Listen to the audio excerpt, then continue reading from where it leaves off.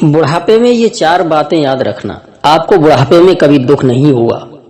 नमस्कार प्रिय दर्शक बंधुओं, एक बार फिर से आप सभी दर्शकों का हमारे चैनल में बहुत बहुत स्वागत है। दोस्तों, आज हम जवान हैं तो कल को हम पर बुढ़ापा तो आना ही है। अगर हम गरीब हैं फिर भी बुढ़ापा आएगा, अगर हम अमीर हैं फिर भी बुढ़ापा आएगा। चाहे कोई बुद्धिमान हो या मूर्ख, एक न एक दिन तो बुढ़ापा तो आना ही है। दर्शकों, बुढ़ापे में वे कौन सी 4 बातें हैं जिन्हें हमें हमेशा याद रखना चाहिए। अगर हम बुढ़ापे में ये 4 बातें याद रखेंगे तो बुढ़ापे में हमें परेशानियों का सामना नहीं करना पड़ेगा।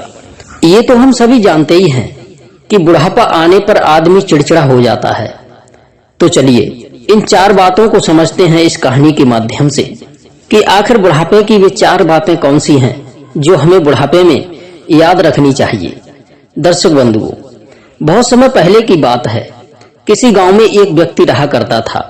वो व्यक्ति काफी अमीर था। अमीर होने के कारण उसके कारोबार दूर दूर तक चल रहे थे। जब उस व्यक्ति ने अपने व्यापार से बहुत सारा धन कमा लिया तो उसके माता पिता ने उससे कहा कि बेटा, तुमने अपनी मेहनत से बहुत सारा धन कमाया है। अब हमारे घर में ईश्वर का दिया हुआ सब कुछ है। अब हम चाहते हैं कि तुम अपना विवाह करके अपने घर गृहस्थी को बढ़ाओ। अब तुम्हारी उम्र भी विवाह के योग्य हो चुकी है, इसलिए तुम्हें विवाह कर लेना चाहिए। अपने माता पिता की बात सुनकर के वह लड़का कहने लगा, पिताजी, मुझे अभी विवाह नहीं करना है। अभी तो मुझे अपने जीवन में बहुत कुछ हासिल करना है और तुम चाहते हो कि मैं विवाह करके घर गृहस्थी में फंस जाऊं। नहीं पिताजी, मैं अभी विवाह नहीं करना चाहता हूं। जो मेरे मन में है पहले उसे पूरा कर लूं, फिर विवाह के बारे में सोचूंगा। फिर माता पिता ने समझाया कि पुत्र, शादी विवाह तो प्रत्येक मनुष्य को करना ही है, क्योंकि विवाह के बाद बच्चा पैदा होने से ही वंश आगे बढ़ता है। संतान उत्पत्ति के बाद ही मनुष्य पर जो पितृ ऋण होता है वह उनसे मुक्त हो जाता है। लेकिन बहुत सारे मनुष्य सोचते हैं कि अगर हमने शादी कर ली तो हमारे ऊपर बहुत सारी जिम्मेदारियां बढ़ जाएंगी, खर्चे बढ़ जाएंगे, हमारी आजादी छिन जाएगी, आने वाली पत्नी हमारे ऊपर बोझ बन जाएगी। तो ऐसा नहीं है। शादी हमारी जिंदगी की जरूरत है और हमारी पत्नी हमेशा हमारे साथ रहती है। जिस प्रकार शरीर को चलाने के लिए भोजन की आवश्यकता पड़ती है, वैसे ही शादी करना मनुष्य के लिए बहुत जरूरी होता है। मात्र एक पत्नी ही ऐसी होती है जो हमारे दुख सुख के समय में साथ खड़ी रहती है। दोस्तों, उस लड़के को अपने माता पिता की बात समझ में आ गई। बोला, पिताजी, आप चाहते हैं कि मैं शादी कर लूं तो आप मेरे लिए कोई अच्छी सी लड़की तलाश लीजिए। अगर संस्कारी लड़की मिल जाए तो मुझे बता दीजिए, मैं आपकी पसंद की लड़की से शादी कर लूंगा। अपने पुत्र की बात सुनकर माता पिता अति प्रसन्न हुए और अगले ही दिन पास के ही गांव में लड़की पसंद करने के लिए चले गए। जब लड़की पसंद आ गई तो उन्होंने पंडित जी को बुलाकर विवाह का मुहूर्त निकलवा लिया और विवाह का दिन भी निश्चित कर दिया। उसके बाद शादी की तैयारियां होने लगी। लड़के के घर नाते रिश्तेदार आने लगे। माता पिता ने अपने बेटे का विवाह बड़ी धूमधाम से किया। जब नई बहू लेकर के अपने घर में आए तो सभी बहुत प्रसन्न थे। इस प्रकार से माता पिता अपने लड़के और बहू के साथ जीवन गुजारने लगे। धीरे धीरे समय ढलने लगा और समय के साथ साथ लड़के के माता पिता की उम्र भी ढलने लगी। दर्शकों, एक दिन माता पिता ने पुत्र और बहू को अपने पास बुलाया और कहा, बेटा, आज हम तुम्हें जो बातें बताने के लिए जा रहे हैं, ये बातें हमेशा याद रखना जो तुम्हारे जीवन में बहुत काम आएंगी। बेटा, तुम्हारे सामने जीवन में कैसी भी परिस्थिति आए, हमारी इन बातों को कभी भी मत भूलना। तुम दोनों हमेशा एक दूसरे के साथ ही रहना। किसी भी परिस्थिति में एक दूसरे के साथ विश्वासघात मत करना। अपने जीवन में कभी भी ऐसा कार्य मत करना जिससे दूसरे लोगों को तकलीफ पहुंचे। तुमसे जितना हो सके हमेशा दूसरों की मदद करना, क्योंकि दूसरों की मदद करने से कोई गरीब नहीं होता। जो दूसरे की मदद करता है वो और भी ऊंचाई पर पहुंच जाता है। दोस्तों, पुत्र और बहू ने उनकी बातें बड़े ध्यान से सुनी और बोले, पिताजी, हम हमेशा आपके ही बताए रास्ते पर चलेंगे। दोनों पति पत्नी आपके ही बताए सिद्धांत पर ही चलेंगे। आपको कभी शिकायत का मौका नहीं देंगे। इस प्रकार वे सभी अपना जीवन व्यतीत करने लगे। धीरे धीरे समय व्यतीत होता चला गया। समय के साथ साथ अब उसके माता पिता अब बिल्कुल भी बूढ़े हो चुके थे। उनका शरीर दुबला पतला हो चुका था। दोस्तों, आपने देखा ही होगा, बुढ़ापे में लोगों का स्वभाव बदल जाता है। उनका भी स्वभाव बदल गया। स्वभाव बदलने के कारण वे तरह तरह की बातें करते रहते थे। अपने सास ससुर का व्यवहार बहू को पसंद नहीं आता था। इस कारण वह नाराज हो जाती थी। नाराजगी के कारण उसके सास ससुर लड़ने झगड़ने लग जाते थे। जब उसका पति शाम को घर लौटकर आता था तो वह अपने पति को बताती कि आपके माता पिता किसी न किसी बात पर मुझसे झगड़ते रहते हैं। अगर तुम्हारे माता पिता की यही हरकत रही तो मैं इस घर और आपको छोड़ करके चली जाऊंगी। पत्नी की बातें सुनकर के लड़का अपने माता पिता को समझाता है कि आप मेरी पत्नी के साथ में ऐसा व्यवहार क्यों करते हो। लड़के के माता पिता बोले, बेटा, झगड़ा हम नहीं करते बल्कि तुम्हारी पत्नी करती है। दोस्तों, इस तरह एक दूसरे पर आरोप थोपने लगे। लड़का दोनों को समझाता है। माता पिता को बूढ़े होने के कारण बेटे का समझाया एक दिन तो याद रहता था, पर दूसरे दिन भूल जाते थे और फिर से सब कुछ वही करने लगते थे। जब ऐसा ही चलता रहा तो वह लड़का घर की लड़ाई झगड़ों से बहुत परेशान रहने लगा और उसकी पत्नी भी रोज रोज की लड़ाई झगड़े से तंग आ चुकी थी। कुछ दिनों तक तो उसने अपने सास ससुर के व्यवहार को बर्दाश्त किया, लेकिन जब उसकी सहनशीलता खत्म हो गई तो एक दिन लड़के की पत्नी अपने घर और पति को छोड़ करके अपने मायके चली गई। दोस्तों, जब लड़की के माता पिता ने अपनी पुत्री को अकेला आता देखा तो लड़की के माता पिता ने पूछा, बेटी, क्या बात है, तुम अकेली ही कैसे आ गई? तुम्हारे साथ दामाद जी क्यों नहीं आए? तब लड़की ने अपने माता पिता को सारी घटना बताई। लड़की के मुख से इस तरह की बातें सुनकर माता पिता कहने लगे, अगर ऐसा था तो तुम्हें अपने पति से बात करनी चाहिए थी। लड़की बोली, पिताजी, मैंने उन्हें सारी बातें बताई थी। उन्होंने अपने माता पिता को समझाया, लेकिन उन पर कोई भी फर्क नहीं पड़ा। कुछ समय तक तो ठीक रहते हैं, लेकिन कुछ समय बाद फिर से लड़ाई झगड़े करने लगते हैं। इस बार बार के लड़ाई झगड़े से तो मेरा जीवन नर्क हो गया है। मेरी जिंदगी बर्बाद होती चली जा रही है और आज मैं ये फैसला करके आई हूँ कि जब तक वे दोनों बूढ़े उस घर में हैं तब तक मैं उस घर में नहीं जाऊंगी, तब तक मैं तुम्हारे पास ही रहूंगी। लड़की के मुख से इस तरह की बातें सुनकर पिता ने समझाया कि बेटी, माता पिता का घर बेटी का घर नहीं होता।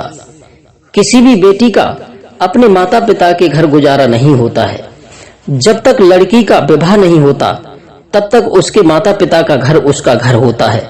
शादी के बाद उसकी ससुराल ही उसका असली घर होता है।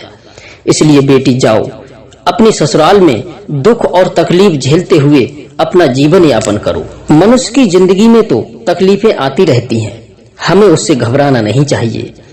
दुख तकलीफों को झेलते हुए हमें अपनी जिंदगी में आगे बढ़ते रहना चाहिए। तुम अपने सास ससुर की बातों पर ध्यान मत दिया करो। वे तो अब बूढ़े हो चुके हैं और बूढ़े लोग तो कुछ भी कह सकते हैं, उनकी बातों का बुरा नहीं मानना चाहिए। लड़की बोली, पिताजी, आपकी बात से मैं तो सहमत हूँ, लेकिन रोज रोज की लड़ाई झगड़ों को कहाँ तक सहन करूं? जब भी वे मुझसे खाना या कोई वस्तु मांगते हैं तो मैं उन्हें समय पर खाना देती हूँ, लेकिन फिर भी तरह तरह के ताने मार करके मुझे प्रताड़ित करते रहते हैं और अन्य लोगों से भी मेरे बारे में तरह तरह की बातें करते हैं। लोगों से कहते हैं कि हमारी बहू का चाल चलन ठीक नहीं है, हमारा लड़का इतना कमाता है फिर भी हमें समय पर खाने को नहीं देती। इस तरह की बातें गांव वालों से करते हैं। हमेशा मेरे द्वारा बनाए गए खाने में कोई ना कोई कमियां निकालते रहते हैं। कहते हैं हमारी बहू को तो खाना बनाना भी नहीं आता है और हम दोनों को समय पर खाना भी नहीं देती है। इसी कारण हम दोनों समय से पहले ही बूढ़े हो गए। पिताजी, गांव वाले उनकी बातों का विश्वास भी कर लेते हैं। पिताजी, अब आप ही बताइए, भला मैं उन्हें भूखा क्यों रखूंगी? दोस्तों, अपनी बेटी की बातें सुनकर उन्हें बड़ा दुख हुआ। अपनी बेटी से बोले, बेटी, तुम चिंता मत करो, इसके बारे में मैं तुम्हारे ससुराल जाकर तुम्हारे सास ससुर और तुम्हारे पति से बात करूंगा। मैं उनसे जाकर के पूछूंगा कि वे तुम्हारे साथ ऐसा व्यवहार क्यों करते हैं। अगले ही दिन लड़की के माता पिता अपनी लड़की को लेकर उसके ससुराल पहुंच गए। अपनी बेटी के सास ससुर के सामने इस बात को रखा कि वे उनकी बेटी को परेशान क्यों करते हैं। दोस्तों, वे पति पत्नी दोनों बूढ़े तो हो चुके थे, बुढ़ापे के साथ साथ उनके अंदर समझदारी नाम की कोई चीज नहीं थी। उल्टा वे दोनों लड़की के माता पिता को ही भला बुरा कहने लगे। लड़की के माता पिता ने काफी समझाने की कोशिश की, लेकिन उन दोनों की समझ में कुछ भी नहीं आया। थक हार करके लड़की के माता पिता अपनी बेटी को साथ लेकर अपने घर की ओर लौटने लगे तो उन्हें रास्ते में एक सन्यासी मिल जाते हैं जिनके चेहरे पर तेज चमक रहा था। जब लड़की के माता पिता सन्यासी के पास पहुंचे, उन्हें प्रणाम किया। साधु महाराज ने पूछा, कोई परेशानी है क्या? तुम इतने दुखी क्यों हो? लड़की के माता पिता कहने लगे, महाराज, मैं बहुत परेशान हूँ, मुझे कुछ समझ में नहीं आ रहा है कि मैं क्या करूं। सन्यासी बोले, पुत्र, तुम्हें जो भी परेशानी है मुझे साफ साफ बताओ, मैं तुम्हारी परेशानी का कोई ना कोई समाधान जरूर कर दूंगा। लड़की के पिता कहने लगे, महाराज, कुछ साल पहले मैंने अपनी बेटी की शादी पास के गांव में ही की थी। जिस घर में मैंने अपनी बेटी का रिश्ता किया था वे लोग बहुत अमीर हैं, जिनके लड़के के साथ मैंने अपनी बेटी का विवाह कर दिया है। मेरे दामाद तो ठीक हैं, लेकिन उसके माता पिता कुछ ठीक नहीं हैं। वे बूढ़े हो चुके हैं और बूढ़े होने के कारण मेरी बेटी को परेशान करते रहते हैं और मेरी बेटी की गांव वालों के सामने उल्टी सीधी बातें करते हैं, जिसके कारण मेरी बेटी ससुराल को छोड़कर मेरे पास लौट आई है और मेरे पास ही रहने की जिद पर अड़ी हुई है। महाराज, अब आप ही बताइए, कोई भी पिता अपनी शादीशुदा बेटी का जीवन भला कैसे काट सकता है? लड़की के पिता की बात सुनकर सन्यासी कहने लगे, यदि ऐसी बात है तो तुम मुझे उन लोगों के पास ले चलो, मैं उन्हें कुछ शिक्षा दूंगा, उन्हें कुछ बातें बताऊंगा। यदि मेरे द्वारा बताई गई बातें उनकी समझ में आ गईं और अगर उन्होंने अपने जीवन में उतार लिया तो उन बातों से तुम्हारी बेटी भी हमेशा खुश रहेगी और वे लोग भी हमेशा खुश रहेंगे। उन्हें किसी ने नहीं बताया है कि बुढ़ापे में ये 4 बातें सदैव याद रखनी चाहिए। इसी कारण से उनकी और तुम्हारी बेटी की दुर्दशा हो रही है। जब लड़की के माता पिता ने साधु महाराज के मुख से ऐसी बातें सुनी तो वे बड़े प्रसन्न हुए और साधु महाराज को अपने साथ लेकर अपनी बेटी की ससुराल पहुंच गए। जब लड़की के घर पहुंचे तो साधु ने लड़की के माता पिता को दरवाजे पर रुकने का इशारा किया और साधु स्वयं घर के अंदर प्रवेश कर गए। घर के अंदर लड़के के बूढ़े माता पिता बैठे हुए थे। लड़के के माता पिता साधु महाराज को देखकर के दोनों खड़े हो गए और साधु महाराज को बैठने के लिए आसन दिया। फिर दोनों बुजुर्गों ने सन्यासी से खाने के बारे में पूछा। साधु महाराज ने कहा कि मैं आप लोगों के घर जी भर के खाऊंगा, लेकिन उससे पहले तुम्हें मेरा एक काम करना होगा। साधु की बात सुनकर के दोनों कहने लगे कि हम आपकी हर बात मानने को तैयार हैं, लेकिन पहले आप भोजन कर लीजिए। सन्यासी ने कहा, नहीं, पहले तुम मेरी बात सुनो, उसके बाद ही आप अपने घर का भोजन करवाना। कहिए महाराज, आप क्या कहना चाहते हैं? हम आपकी बात सुनने को तैयार हैं।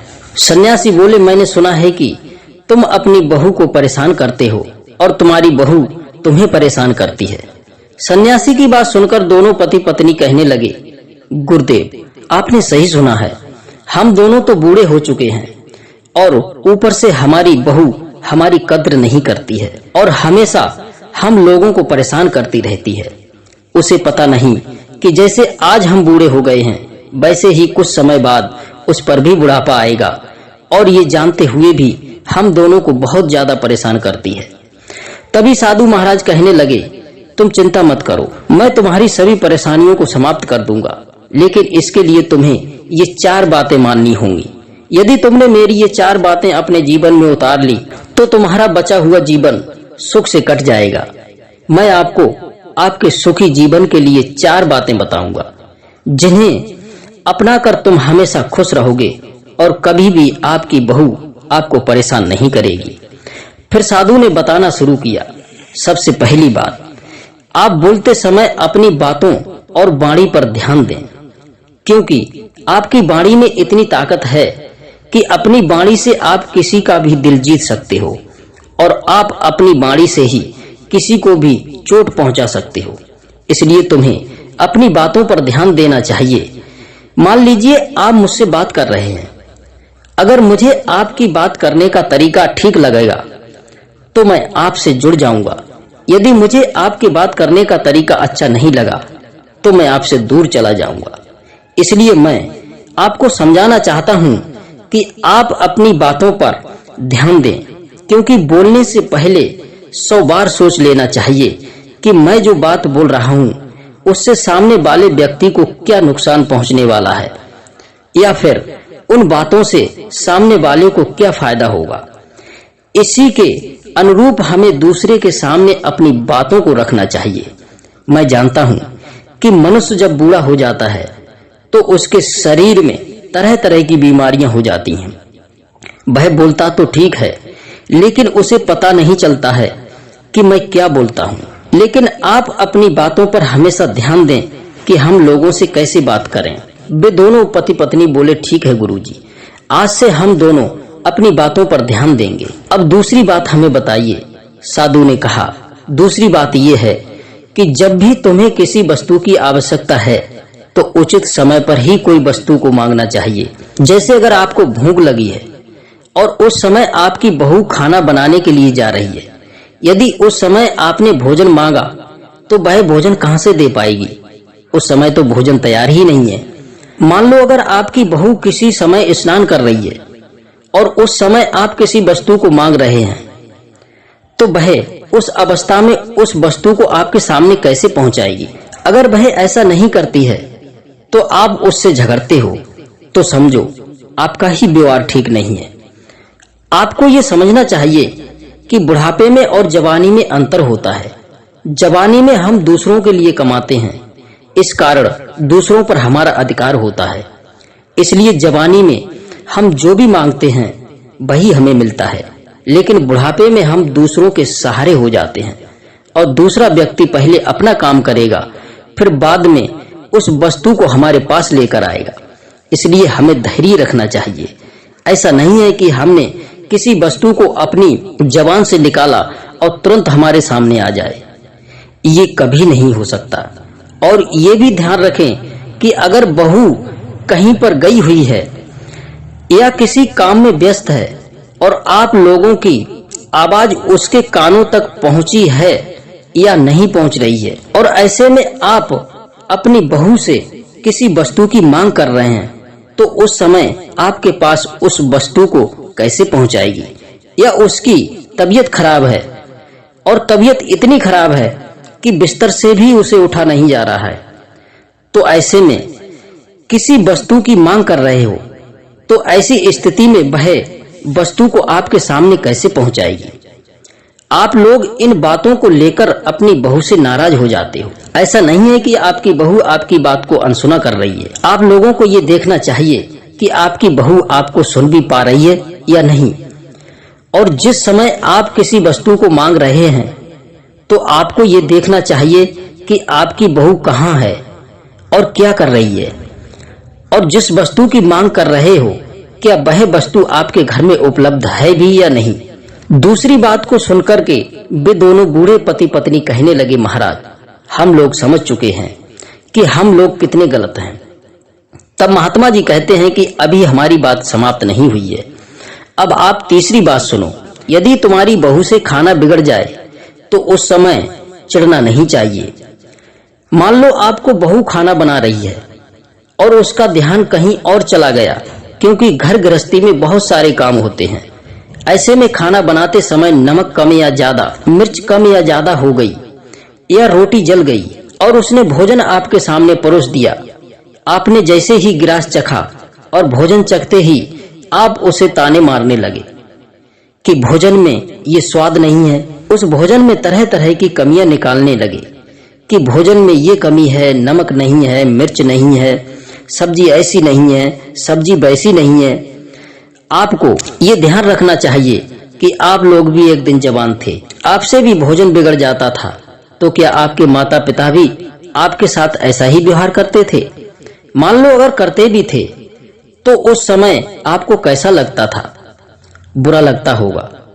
आपके माता पिता ऐसा कहते थे कि आपको भोजन बनाना नहीं आता, वो भी आपके भोजन में कमियां निकालते थे कि इसमें इस चीज की कमी है, इसमें नमक कम है, इसमें मिर्च कम है। तो उस समय आपको भी बुरा लगता होगा। देखिए, चाहे कोई स्त्री हो या पुरुष, उससे गलतियां तो हो ही जाती हैं। भोजन बनाने में भी थोड़ी बहुत गलती हो जाती है, तो उसे सह लेना चाहिए और अपनी बहू को बताना चाहिए कि देखो बेटी, इसमें ये कमी है, आगे से ध्यान रखना, इस तरह की गलती दोबारा नहीं करना चाहिए। प्यार से समझाइए तो आपसे वो भी प्रसन्न रहेगी और कहेगी कि हमारे सास ससुर बहुत अच्छे हैं, हमें समझा रहे हैं। लेकिन आप तो हमेशा उसके खाने में नई नई कमियां निकालते रहते हो, कहते रहते हो कि इस चीज की कमी है, उस चीज की कमी है। इससे आपकी बहू को भी तकलीफ होती है। आपके ऐसा करने से हमेशा घर में कलह बनी रहती है। इसलिए आगे से ध्यान रखना चाहिए कि भोजन बिगड़ भी जाए तो आपको सह लेना है और चुपचाप भोजन कर लेना और प्यार से समझा देना। ऐसे में आपकी बहू भी खुश हो जाएगी। दोस्तों, सन्यासी की ये सारी बातें सुन करके वे दोनों पति पत्नी कहते हैं कि गुरुदेव, इन तीनों बातों को हम अच्छे से समझ गए हैं, लेकिन आप हमें वह चौथी बात बताने की कृपा करें जो आप हमें बताना चाहते थे।